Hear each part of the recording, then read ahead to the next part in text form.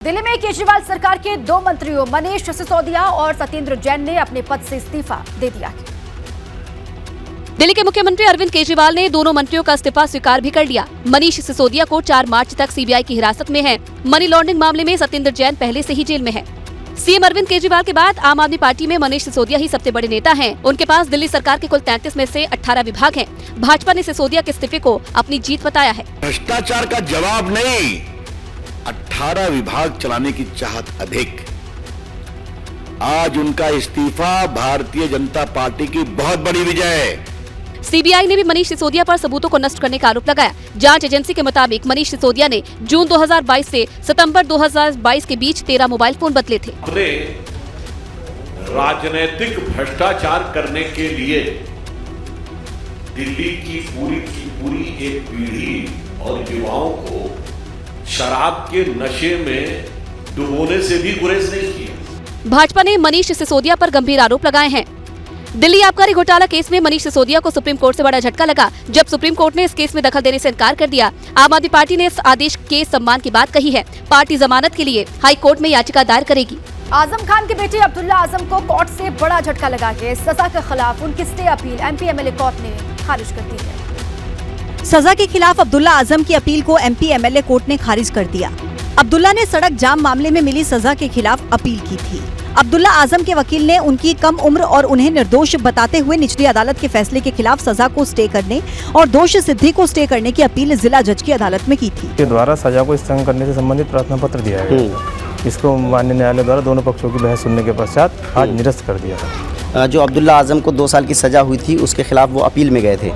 Appeal में गए थे और उसमें स्थगन भी लेके आए थे कि हमारी सजा तुरंत स्थगित कर दी जाए, स्टे कर दिया जाए, स्टे कर दिया जाए। लेकिन वो स्टे का प्रार्थना पत्र उनका खारिज कर दिया। दरअसल 15 साल पुराने छजलैट केस में आजम खान और अब्दुल्ला आजम को दोषी पाया गया है। उन्हें मुरादाबाद की अदालत ने 2 साल की सजा सुनाई है। इसके चलते उनकी विधानसभा की सदस्यता को रद्द कर दिया गया है। ऐसे में अब उनकी स्वार टांडा सीट पर फिर से चुनाव होंगे। कान्हा की नगरी मथुरा में इन दिनों होली की धूम दिखाई दे रही है। विश्व प्रसिद्ध बरसाने की होली देखने देश विदेश से लोग मथुरा पहुंच रहे हैं। बरसाने में रंगों के त्योहार होली की शुरुआत हो चुकी है। कान्हा की नगरी मथुरा में लड्डूमार होली के बाद लठमार होली मनाई गई। क्या आनंद यहाँ पर है। होली के लोकगीत बज रहे हैं और होली का रसिया गाया जा रहा है। झूम रहे हैं सारे लोग रंगों में। तो ये देखिए तस्वीर, और यही प्रमुख केंद्र है बरसाने के रंगीली गली का। बरसाने में लठमार होली से पहले होलियारों के ऊपर पुष्प वर्षा की गई। हेलीकॉप्टर से हुई पुष्प वर्षा ने लठमार होली में सुनहरे रंग बिखेर दिए। होली का ये अंदाज राधा रानी के प्रेम का प्रतीक माना गया है। महिलाएं मजाकिया अंदाज में पुरुषों पर लाठी बरसाती हैं और ग्वाले बने पुरुष ढाल से खुद की रक्षा करते हैं।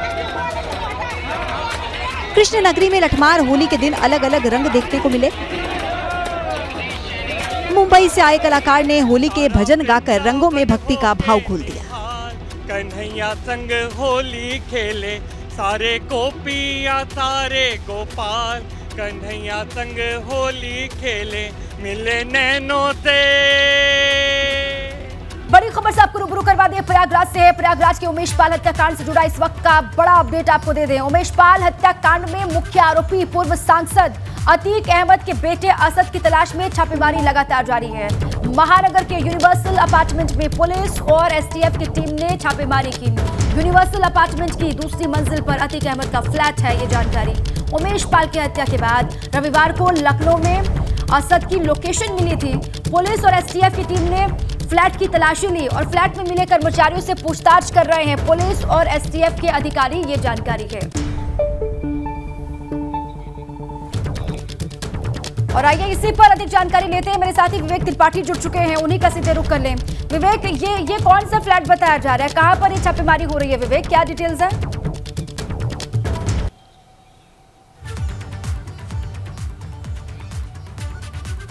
देखिए दीपा, यूनिवर्सल अपार्टमेंट है। मैं महानगर कोतवाली के बाहर खड़ा हूँ और यूनिवर्सल अपार्टमेंट यहाँ से करीब 800 मीटर की दूरी पर है, यहीं बगल में। लेकिन महानगर कोतवाली में चूंकि अपार्टमेंट में इसमें कोई भी नहीं है, जो सुरक्षाकर्मी थे, जो कर्मचारी थे, वो सब पुलिस हिरासत में है। लेकिन वहाँ से अपार्टमेंट की पार्किंग से 2 लग्जरी कारें बरामद हुई थी, एक मर्सिडीज कार और एक लैंड क्रूजर। वो दोनों यहाँ पर महानगर कोतवाली में खड़ी हैं। ये बताया जा रहा है कि अतीक अहमद ने अपने परिवार के लोगों के नाम पर वो दोनों कारें ली थीं। ये शुक्रवार को घटना हुई थी, उमेश पाल की हत्या हुई थी सनसनीखेज तरीके से शुक्रवार शाम, और उसके बाद रविवार को यानी संडे को लोकेशन यहाँ पर मिली थी लखनऊ में असद की, जो अतीक अहमद जो मुख्य शिकायत जिसके खिलाफ एफआईआर है, मुख्य आरोपी है, उसका बेटा है असद। और सीसीटीवी फुटेज में असद के फोटो भी साफ साफ नजर आ रहे थे। पुलिस ने जब फॉरेंसिक एक्सपर्ट्स की मदद से, चूंकि वो सीसीटीवी फुटेज से धुंधले थे, एक्सपर्ट्स की मदद से उन फोटो को क्लियर कराया तो पुष्टि हो गई कि वो अतीक अहमद का बेटा असद है। और ये लैंड क्रूजर कार है, दिल्ली के नंबर की कार है, ये चलने की स्थिति में नहीं है, खराब एक तरह से खड़ी हुई थी, इसको घसीट कर लाया गया है इस कार को। ये अतीक अहमद के रिश्तेदार की कार बताई जा रही है, उनके परिवार के किसी सदस्य के नाम पर बताई जा रही है। हालांकि अभी आरटीओ से इसकी पुष्टि होनी है, चूंकि दिल्ली का रजिस्ट्रेशन नंबर है। ये लैंड क्रूजर है। दूसरी कार यहाँ पर ये खड़ी है सामने, मर्सिडीज, सफ़ेद रंग की मर्सिडीज, जिसमें पीछे नंबर नहीं है लेकिन आगे की तरफ नंबर लिखा हुआ है और वेस्ट बंगाल का नंबर है ये यानी पश्चिम बंगाल के रजिस्ट्रेशन पे ये मर्सिडीज खड़ी हुई है। ये चालू हालत में है, यानी इसका इस्तेमाल लगातार कोई ना कोई कर रहा था। ये मर्सिडीज कार यहाँ पर लाई गई है, दोनों कारें जब्त करके ले आई है पुलिस। और इसका भी पश्चिम बंगाल की है, इसलिए इसका भी ये नहीं पता चल पाया है कि परिवार के किन सदस्यों के नाम पर है। जो यहाँ उत्तर प्रदेश के आरटीओ के अधिकारी हैं, परिवहन विभाग के अधिकारी हैं, उनसे छानबीन करने को कहा गया है कि ये पता लगाएं कि आखिर किसकी ये दोनों कारें हैं, किसके नाम से हैं। ये दोनों कारें पुलिस जब्त करके लाई है। इसके अलावा अतीक अहमद के बहुत सारे करीबी, बहुत सारे रिश्तेदार, नज़दीकी और उसके गैंग के सदस्य भी यहाँ लखनऊ में रहते हैं, ऐसा बताया जा रहा है। चूँकि जो सीसीटीवी फुटेज में जो बम बरसाते हुए आदमी दिख रहा है वो अतीक अहमद का खास आदमी था और उसी को पूरे इस मर्डर की जिम्मेदारी दी गई थी। एक तरह से टास्क दिया था अतीक अहमद ने, उसी ने पूरे सब गैंग के लोगों को एकजुट किया, जोड़ा, अलग अलग जगह से लोग बुलाए, शूटर्स बुलाए।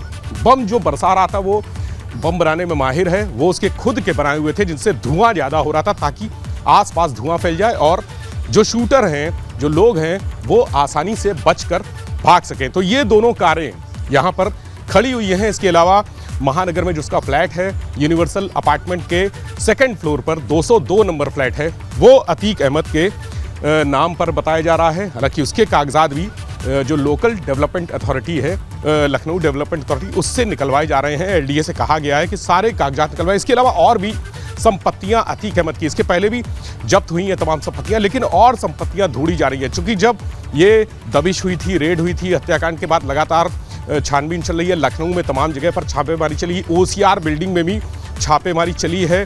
गुड्डू मुस्लिम जो उसका मेन आदमी है, जो मुख्य साजिशकर्ता का पूरा एक दायां हाथ बताया जा रहा है अतीक अहमद का, उसकी तलाश में ओसीआर में छापेमारी की गई थी। हालांकि वो नहीं मिला। 25 साल पहले बता रहे हैं गुड्डू मुस्लिम लखनऊ में ही रहता था, यहाँ रहकर रियल इस्टेट का काम करता था। वो पूर्वांचल के 2 बड़े बाहुबली माफियाओं के लिए वो काम करता था।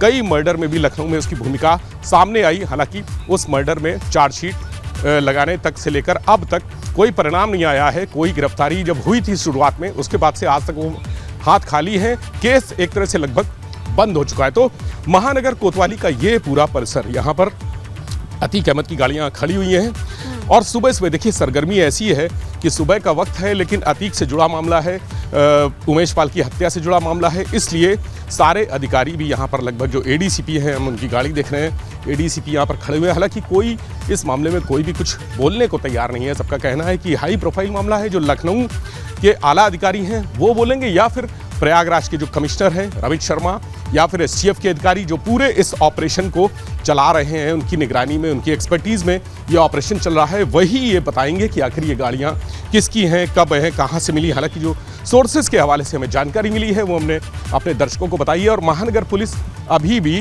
कहीं ना कहीं जो एसटीएफ की टीमें हैं उनके साथ लखनऊ या अपने क्षेत्र में और आसपास में दबिश लगातार जारी है। तो आज ये सबसे बड़ा डेवलपमेंट है आज का। अतीक अहमद की 2 गाड़ियां जो उसके परिवार के लोगों के नाम पे है वो यहाँ पर महानगर कोतवाली में जब्त करके खड़ी कर दी गई हैं। उनके बारे में पता लगाया जा रहा है कि आखिर किसके नाम पर है। लखनऊ में और ठिकानों पर भी दबिश जारी है। ये बताया है सोर्सेज ने कि कम से कम 5 ऐसी जगह हैं जहाँ पर अतीक के करीबी परिचित रिश्तेदार रहते हैं।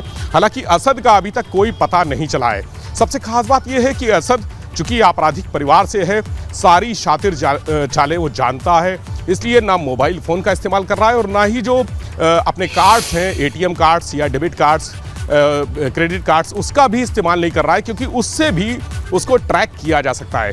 ये सब इलेक्ट्रॉनिक ऐसी चीज़ें हैं, इस्तेमाल करते ही अगर मोबाइल फ़ोन होगा उसके पास, इस्तेमाल करेगा, कार्ड होगा, वो किसी भी एटीएम में लगाएगा तो सब ट्रैक हो जाएगा। लेकिन असद किसी भी तरह का इस तरह का कोई भी चीज़ इलेक्ट्रॉनिक बच रहा है। असद, ये जानकारी आप दे रहे हैं, जिस तरीके से वो बच रहा है, संरक्षण तो कोई दे रहा होगा ना, कोई बड़ा होगा जिसका साथ मिला होगा, संरक्षण मिला होगा, तभी ये संभव है।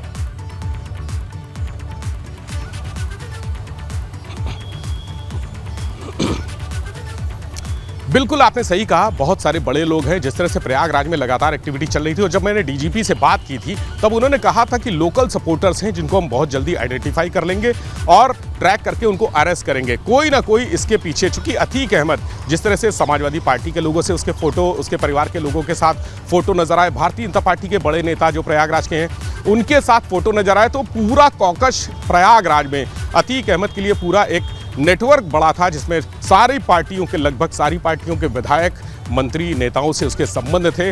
वो एक बड़ा अंडरवर्ल्ड माफिया डॉन था, प्रयागराज का खासकर अपराधी था।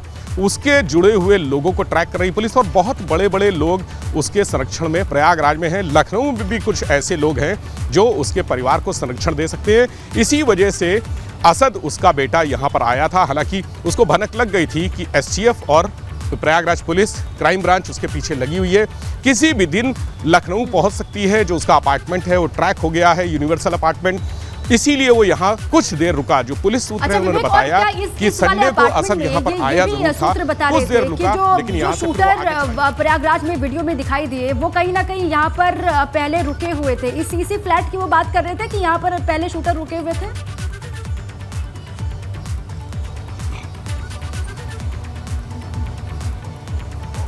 बिल्कुल यही वो फ्लैट था, यूनिवर्सल अपार्टमेंट का फ्लैट नंबर 202 दूसरी मंजिल पर, जहां पर असद के साथ ही शूटर भी आए थे, वो रुके हुए थे। साजिश जो प्रयागराज में इस जगह पर हुई थी उसको कल गिरफ्तार किया जा चुका है, लेकिन साजिश के बाद जब हत्या हो गई उमेश पाल की, उसके बाद इसी जगह पर शूटर आए थे, रुके थे। शूटर भी दूसरी जगह चले गए और असद भी दूसरी जगह चला गया। जो कर्मचारी हैं वहां पर 3 कर्मचारी मिले थे, पुलिस उनसे लगातार इंटरोगेशन कर रही है। हालांकि यहाँ पर इस महानगर कोतवाली में नहीं है, एसटीएफ उनको अपने साथ में ले गई है, चूंकि इस पूरे केस में एसटीएफ एक्सपर्टीज एजेंसी के तौर पर काम कर रही है। जो क्रिमिनल का ट्रैकिंग सिस्टम है, एसटीएफ का सबसे बेहतरीन सिस्टम माना जाता है, वहाँ एसटीएफ उन लोगों को ले गई है और उनसे इंटरोगेट कर रही है कि आखिर असद आया था और शूटर आए थे, कौन कौन लोग थे, कहाँ जा सकते हैं, किस तरह की बातें कर रहे थे वो आपस में, उनको क्या बताया गया, गाड़ियां कौन सी थी, वहाँ के जो सीसीटीवी फुटेज है अपार्टमेंट के वो भी निकाले जा रहे हैं कि क्या सीसीटीवी फुटेज में वो नज़र आया है, रात में आया है या दिन में आया है, या सीसीटीवी फुटेज उस सिस्टम के तहत उसके आने के पहले बंद कर दिए गए थे। कहीं ऐसा तो नहीं कोई साजिश इसमें लोकल जो अपार्टमेंट के लोग हैं, जो सुरक्षाकर्मी हैं, चूँकि वो भी जानते थे कि अतीक अहमद का फ्लैट है, उसके परिवार बड़ा माफिया परिवार है, उसके बेटे भी अपराधी हैं, 2 बेटे जेल में बंद हैं, 2 बेटे जो वारदात के बाद से फरार है। तो सीसीटीवी फुटेज भी खंगाली जा रही है और साथ में जो वहाँ के सुरक्षाकर्मी हैं उनसे भी पूछताछ की जा रही है। लगातार पूछताछ चल रही है, कुछ भी नतीजा अभी तक, फिलहाल अभी तक जो हमारे पुलिस के सोर्सेज, एसटीएफ के सोर्सेज करें, अभी तक कोई नतीजा सामने। ठीक है विवेक, अब किस तरीके से ये पूरी कार्यवाही आगे बढ़ती है? असद की लोकेशन बार बार बदल रहा है, वो ये जानकारी मिल रही है। शूटर्स भी हैं जो अलग अलग हिस्सों में लगातार छिपे हुए हैं, उन तक पहुंचने के लिए पुलिस और एसटीएफ लगातार दबिश दे रही है। सपा विधायक इरफान सोलंकी पर अब पुलिस ने सीधी कार्रवाई शुरू कर दी है। इरफान के 4 प्लॉट्स को पुलिस ने जब्त कर लिया है। सपा विधायक इरफान सोलंकी और उनके भाई रिजवान सोलंकी के 4 प्लॉट को पुलिस ने सीज कर दिया। पुलिस, पीएसी और आरएएफ की मौजूदगी में सीलिंग की कार्रवाई की गई। ये चारों प्लॉट जाजमाऊ के स्वर्ण जयंती विहार कॉलोनी में हैं और इनकी कीमत तकरीबन 10 करोड़ आंकी जा रही है। इरफान सोलंकी के मुंबई और नोएडा के फ्लैट को भी पुलिस ने जब्त किया है। मुंबई में एक फ्लैट है जिसको भी सीज करने की कार्रवाई, और नोएडा में जो उनके फ्लैट्स हैं उनको सीज करने की कार्रवाई की जा रही है। कुल संपत्ति 20 करोड़ रुपए मूल्य की है और 14(1) के अंतर्गत ये दूसरी कार्रवाई है जो कि गैंगस्टर एक्ट की विवेचना में की जा रही है। आज की कार्रवाई को अगर मिला लिया जाए तो अब तक इरफान सोलंकी और उनके गैंग की 35 करोड़ की संपत्ति को कानपुर पुलिस अटैच कर चुकी है। करीब 200 करोड़ रुपए की संपत्ति का चिन्हीकरण करवा लिया गया है। यानी आने वाले दिनों में इरफान सोलंकी, रिजवान सोलंकी, मोहम्मद शरीफ, शौकत अली और इजराइल आटेवाला की अन्य संपत्तियों पर पुलिस तेजी से कार्रवाई करने जा रही है। सपा विधायक इरफान सोलंकी पर 26 दिसंबर को लगा गैंगस्टर एक्ट लगाया गया था। अक्सर अपने बयानों से चर्चा में रहने वाले सपा सांसद शफीकुर रहमान बर्क ने इस बार प्रयागराज कांड में पुलिस के एक्शन पर बड़ा बयान दिया है और पुलिसिया कार्रवाई को भी सांप्रदायिक रंग दे दिया है। प्रयागराज कांड के तीसरे दिन धूमनगंज में उमेश पाल और उनके गनर संदीप निषाद की हत्या के आरोपी अरबाज को सोमवार को एनकाउंटर में मार गिराया गया। बताया जा रहा है कि शूटर्स ने जिस कार से उमेश पाल पर हमला किया था वो गाड़ी अरबाज ही चला रहा था। यूपी पुलिस ने इस मामले में एक और आरोपी सदाकत खान को भी गिरफ्तार किया है। पुलिस के एक्शन पर सपा सांसद शफीकुर रहमान बर्क ने सवाल उठाते हुए कहा कि मुसलमानों पर खास तौर से जुल्म किए जा रहे हैं। छोटी छोटी घटनाओं पर गोली मार दी जाती है। मुसलमानों के साथ तो जुल्म हो इस देश में है ही, तो मुल्क में कहीं न कहीं होते रहते, लेकिन इस किस्म के झगड़े के उन पर गोली मार दी गई, किसी का कर दिया गया, ये क्यों हो रहा है? गवर्नमेंट क्या कर रही है? बर्क के बयान का सपा अध्यक्ष अखिलेश यादव ने भी समर्थन किया है। जीरो टॉलरेंस की सरकार में ये शूट आउट होना शर्मिंदगी है, निंदनीय है और जितना खराब लॉ एंड ऑर्डर कह सकते वो आज दिखाई दे रहा है। सियासत अपनी जगह है, लेकिन प्रयागराज जैसी खूनी वारदात और उस पर एक्शन को सांप्रदायिक रंग देना कतई जायज नहीं है। प्रयागराज कांड और उसके बाद पुलिस के एक्शन पर सवाल उठाने वाले सपा सांसद शफीकुर रहमान पर भाजपा ने भी चौतरफा हमला किया, बल्कि समाजवादी पार्टी की पूरी फाइल ही खोल दी गई। प्रयागराज कांड और उसके बाद अरबाज और सदाकत की गिरफ्तारी के बाद जिस तरह से सपा सांसद शफीकुर रहमान ने सवाल उठाया, उसके बाद भाजपा की ओर से भी तीखा हमला किया गया। डिप्टी सीएम ब्रजेश पाठक ने सपा को अपराधियों की नर्सरी बता दिया। जाति धर्म संप्रदाय से इन्हें जोड़ के देखा जाए, अपराधी की कोई जाति नहीं होती है। उत्तर प्रदेश के अमन चैन को, उत्तर प्रदेश के लॉ एंड ऑर्डर को जो डिस्टर्ब करेगा, हमारी सरकार लगातार कड़ी कार्रवाई करेगी। केशव प्रसाद मौर्य ने भी सपा को निशाने पर लेते हुए कहा कि अगर किसी वारदात में सपा नेताओं का कनेक्शन सामने आता है तो इसमें हैरानी की कोई बात नहीं। हमने सदैव अपराधियों का संरक्षण किया है, अपराधियों को बढ़ावा दिया है, अपराधियों को राजनीति में लाने का काम किया है। सपा की तरफ से सवाल उठाने वाले नेताओं को अल्पसंख्यक कल्याण मंत्री ने भी करारा जवाब दिया और सपा की नीयत को निशाने पर लेते हुए योगी सरकार की जीरो टॉलरेंस की नीति का दावा किया है। 2012 से लेकर 2017 तक जब उत्तर प्रदेश में समाजवादी पार्टी का शासन था, तो हम सभी जानते हैं कि किस तरीके से प्रदेश में भ्रष्टाचार हो, अपराध हो, गुंडागिर्दी हो, माफियागिरी हो, ये सबको बढ़ावा देने का काम सत्ता पक्ष में बैठे ही लोग करते थे। अब देखना है कि पक्ष विपक्ष में खिंची बयानों की तलवार और कितनी तीखी होती है।